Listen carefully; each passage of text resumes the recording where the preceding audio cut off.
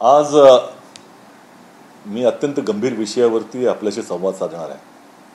एकंदरच महायुतीचं हे जे सरकार आहे त्याचं नियंत्रण पूर्णपणे हरवलेलं आहे आणि खऱ्या अर्थानं तिकडम सरकारची तिकडमबाजीच अशा तऱ्हेनं म्हणावी लागेल। पहिले निर्णय त्या ठिकाणी न विचारता न सांगता किंवा त्याच्यावरती कुठलाही विचार न करता घेतले जातात आणि त्यानंतर विचार केला जातो की आता त्याची अंमलबजावणी कशी करायची। लोकांना 2024च्या विधानसभा निवडणुकीच्या आधी त्यांना माहिती होतं की सत्ता जाणार आहेत, कारण लोकसभेचा निकाल समोर होता आणि त्यावेळेला ज्या पद्धतीने बेफाम आश्वासनं दिली गेली ती कशी पूर्ण करणार त्याच्यावरती कुठलाही तऱ्हेचा विचार झाला नव्हता आणि आता या सरकारला ती आश्वासनं पूर्ण करणं हे दिवसेंदिवस कठीण होत चाललेलं आहे। ज्या पद्धतीनं आपण पाहताय की संपूर्णपणे लाडकी बहीण योजना ही कोलमडून जाते, त्याच्यामध्ये कशा पद्धतीचे एकंदरच नवनवीन अशा तऱ्हेचे विक्रम येत आहेत की त्याचा दुरुपयोग होतोय, त्याच्यामध्ये अनेक फ्रॉड समोर येत आहेत। त्याच पद्धतीनं अनेक त्यांनी ज्या काही घोषणा दिल्या त्याची अंमलबजावणी करताना कशा पद्धतीनं जनतेची शासनाच्या एकंदर यंत्रणेचे जनतेची फसवणूक होते आणि शासनाच्या एकंदर यंत्रणेचा कसा दुरुपयोग होतोय हे त्यातनं दिसतंय। आणि सगळ्यात आताची गंभीर बाब अशी आहे ती मुंबईकरांना जो टोल माफीचा निर्णय हा निवडणुकीच्या आधी ऑक्टोबर महिन्यामध्ये घेतला गेला होता, आज त्याची अंमलबजावणी करताना कशा कोलांट्या उड्या हे सरकार मारतंय हे समोर जे आलेले आहे ते अत्यंत गंभीर मला असं वाटतं की ते या सरकारचं एकंदरच बेफाम कारभाराचं वर्णन करणाऱ्या या घटना आहेत।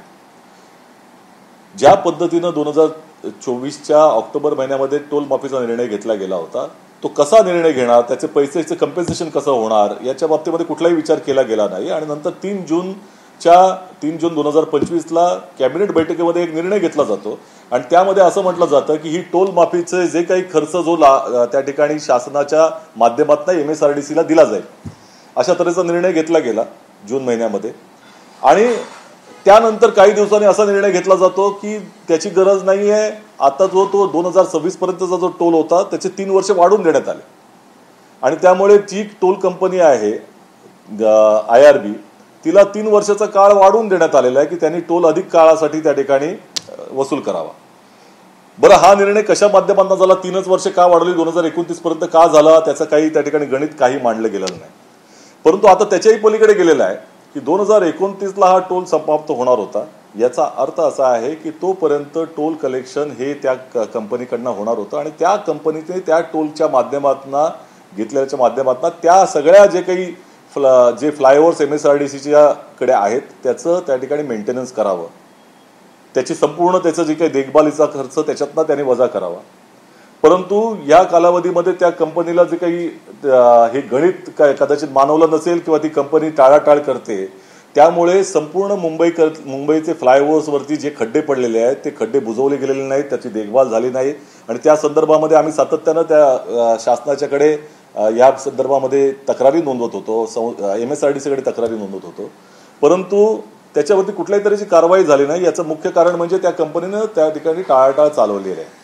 आता ही टाळाटाळ चालवलेली आहे याचं कारण आहे अर्थकारणामध्ये, परंतु ते अर्थकारण या सरकारला पूर्ण करता येत नाही, यांची आर्थिक परिस्थिती संपूर्णपणे कोलमडलेली आहे आणि त्यानंतर आता नवीन जेव्हा एक फतवा काढण्यात आलेला आहे मुख्यमंत्री आणि उपमुख्यमंत्र्यांच्या आदेशानं की ही कंपनी करत नाहीये, त्यामुळे MSRDCने ही संपूर्ण रस्त्यांच्या या ज्या काही फ्लायओव्हर्स आहेत जे किंवा रोडचे जे फ्लायओव्हरच्या बरोबरच ते रोड ओव्हर द ब्रिज आणि रोड अंडर द ब्रिज ते असतील किंवा सबवे असतील, हे सगळे आता मुंबई महानगरपालिकेकडे वर्ग करण्यात यावे।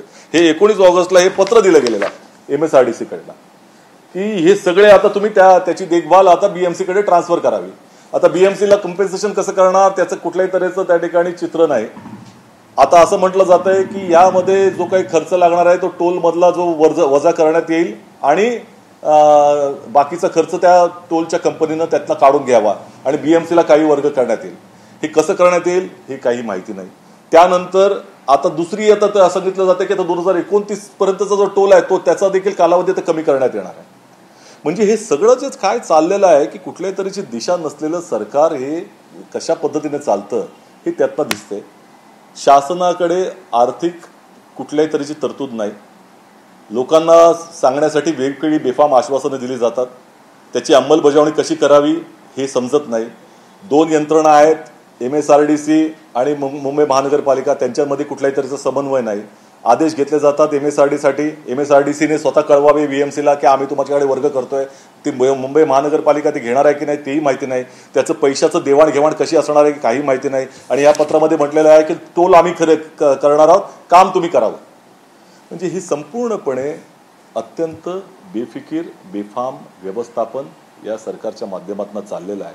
सातत्याने निर्णय फिरवले जात आहेत.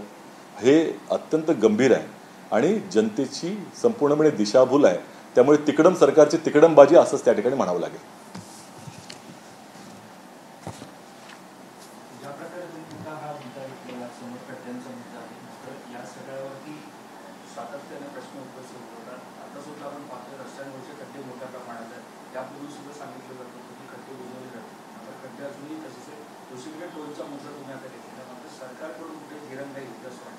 नाही, पहिली गोष्ट अशी की एके ठिकाणी दुबई करणार अशा तऱ्हेचे चित्र लोकांना दाखवलं जाते. दुबईमध्ये ही स्पेस टेक्नॉलॉजीचे रस्ते कुठे असतात हे आता मला असं वाटतं मुख्यमंत्र्यांनी लोकांना सांगितलं पाहिजे. जी महाराष्ट्रामध्ये आणि मुंबईच्या रस्त्यांवरती आपल्याला स्पेस टेक्नॉलॉजी दिसते, चंद्रावरची विवरं त्या ठिकाणी दिसत आहेत. माननीय मुख्यमंत्री वर्षापासून एअरपोर्टला जाताना किंवा एअरपोर्टवरनं वर्षावर येताना नरेंद्र मोदीजींची भेट घ्यायची आणि भेट घेऊन परत येताना जे खड्ड्यांमधनं जात आहेत ती टेक्नॉलॉजी दुबईमध्ये आहे का, त्याचं उत्तर त्यांनी दिलं पाहिजे. आणि सगळ्यात आता हा जो गंभीर मुद्दा असा आहे की याची देखभाल कोणी करावी हे देखील तुम्हाला ठरवता येत नाहीये. MSRDC देखभाल करण्यासाठी संपूर्णपणे अक्षम आहे असंच चित्र तुमच्याकडनं दिसतंय. आता तुम्ही ती मुंबई महानगरपालिकेला वर्ग करताय. मुंबई महानगरपालिका जोपर्यंत ती घेत नाही ताब्यामध्ये तोपर्यंत त्याची देखभाल होणार नाही. या खड्ड्यांमध्ये जी काही 2-2, 4-4 किलोमीटरची लाईन दररोज लागत आहेत त्याचं सगळी उत्तरदायित्व हे या सरकारकडे जात आहे. कारण या सरकारच्या बेफाम कारभारामुळेच ह्या पद्धतीनं मुंबईकरांना अत्यंत त्रासातनं जावं लागतंय, या खड्ड्यातनं जावं लागतंय. ठाण्याचे काही आता ब्रिज आहेत ते देखील आता तुम्ही ठाणे महानगरपालिकेकडे वर्ग करताय. त्यांच्याकडे पैसा कुठनं येणार हे सांगितलं जात नाही. त्यामुळे या सरकारकडे पैसाही नाही, नियती नाही, नीतीही नाही, अशाच तऱ्हेचं त्या ठिकाणी चित्र आहे.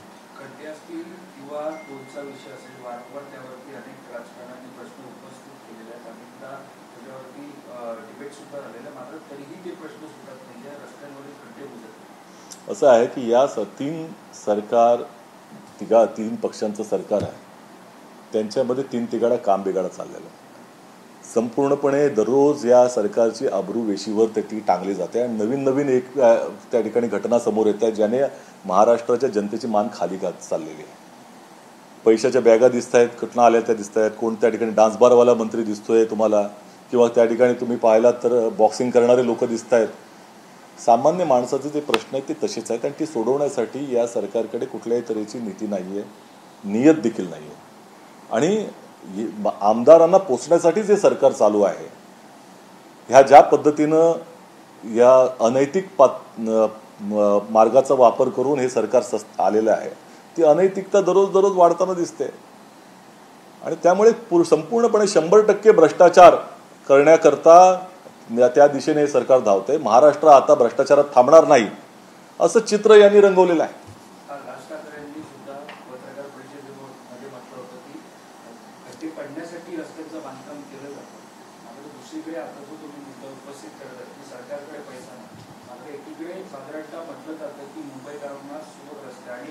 आंतरराष्ट्रीय दर्जाचं शहर मुंबईला बनवलं जाणार आहे. मग अशा परिस्थितीमध्ये खड्ड्यांचा प्रश्न नाही. आता असं आहे की माझी मागणी आहे या सरकारकडे.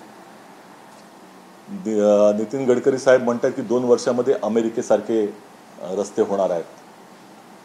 माननीय मुख्यमंत्रीजी म्हणतात की आम्ही आता दुबईसारखं शहर बसवू. आता या महाराष्ट्रातल्या 95% जनतेनं ना दुबई पाहिली ना अमेरिका पाहिली. त्यामुळे जशी मुख्यमंत्री तीर्थदर्शन योजना आहे तशीच मुंबईकरांसाठी किंवा महाराष्ट्रासाठी मुख्यमंत्री अमेरिका आणि दुबई दर्शन योजना सुरू करावी, जेणेकरून अमेरिका आणि दुबईमध्ये रस्ते कसे आहेत, दुबईमध्ये कसं त्या ठिकाणी पायाभूत सुविधा आहेत हे बघून येतील लोक आणि मग त्याची तुलना करणं सोपं होईल. त्यामुळे मुंगेरलालची हसीन स्वप्ने जे दाखवण्याचा प्रयत्न चाललेला आहे, वस्तुस्थिती आणि काय आहे स्वप्न याच्यामधला जो फरक आहे तो जनतेला कळून येईल. हे जे काही चाललंय ते लोकांची फसवणूक आहे, दिशाभूल आहे.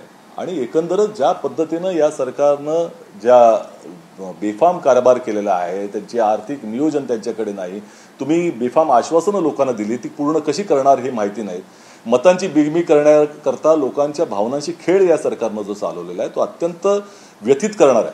आणि म्हणूनच ज्या पद्धतीनं हे तुम्हाला दिसतंय की निर्णय तुम्ही पहिल्यांदा निर्णय घेता की याचा MSRDCला पैसे वर्ग करू, नंतर निर्णय घेता की नाही टोलची जी काही कालावधी आहे तो वाढवून देण्यात येईल, नंतर निर्णय घेता की त्या टोलच्या कंपनीकडनं ते काम काढून घेण्यात येईल MSRDCकडनं आणि ते आम्ही आता मुंबई कॉर्पोरेशनला देऊ, त्याचं देखभालीचा खर्च पैसे MSRDC जमा करेल, परंतु त्याचे पैसे BMCला कसे मिळणार ते सांगितलं जात नाही. हे काय चाललेलं आहे? आणि खड्डे जसे तसे आहेत, मुख्यमंत्री देखील जात आहेत त्याच्यातनंच, त्याच खड्ड्यांमधनं. त्यामुळे हे निश्चितपणे यांना जनतेची काही त्या ठिकाणी पडलेली नाही. जनहितासाठी सरकार नाही, हे स्वहितासाठी सरकार चालू आहे.